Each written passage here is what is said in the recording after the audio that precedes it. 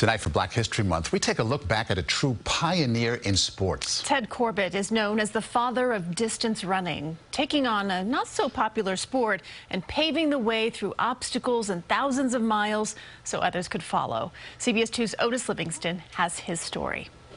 It is an inspiration. It's a spark. It's a light. It is opening up a door. It is being a trailblazer. Those are all the things that Ted Corbitt was and is still. The grandson of slaves, Ted Corbitt was born on a cotton farm in South Carolina.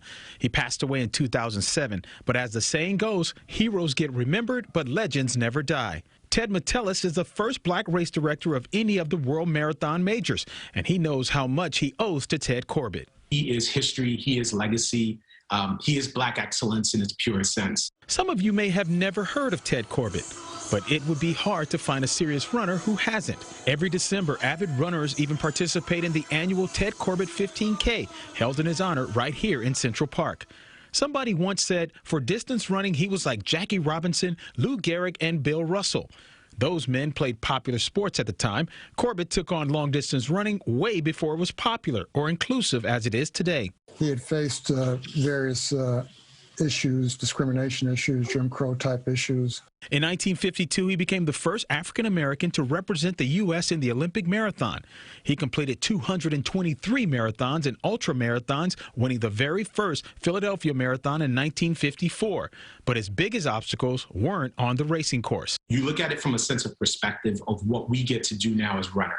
I have the ability to travel to a race and not have to be in a white-only or black-only kind of environment. He had to deal with that. And actually participate in an event without having any fear or concern of verbal abuse or physical abuse while you're out there running. Completing an event and being able to say, okay, I can go home now without a problem. There's stories of Ted having to run extra distances to get home that was safe. We've come a long way. His training regimens were legendary. On 4 occasions, Corbitt completed 300-mile-plus training weeks. That's an average of almost 43 miles a day. A marathon is 26.2 miles. In fact, while most of us drive or take mass transportation to work, Ted ran from Riverdale in the Bronx to Lower Manhattan. He would do 200-mile weeks regularly, and that included running 20 miles to work and sometimes running 20 miles home. Corbitt was better known for his actions than his words, but because of the paths he cleared, he became the first president of the New York Road Runners Club in 1958. He helped bring the New York City Marathon to all 5 boroughs and invented the methods and guidelines for accurate measurements of courses. A pioneer, a trailblazer, but most of all, Ted Corbitt served as an inspiration. He was out there when no one else was and said, you can do this as well. There's been many times where I was the only African-American out at an event site working. I know folks looked and said, oh, wow, there may be an opportunity for me to be out there doing this. No different than you, Otis. Someone's looking at home right now watching this saying, I could do this as well. He looks just like me.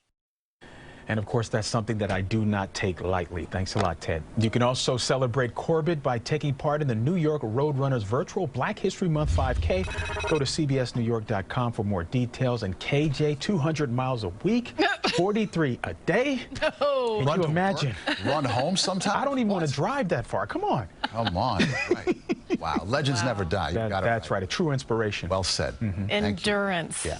To the nth degree. Thank you, Otis. And as Black History Month continues, you will see a series of stories here on CBS 2 News. You can also find more reports on cbsnewyork.com.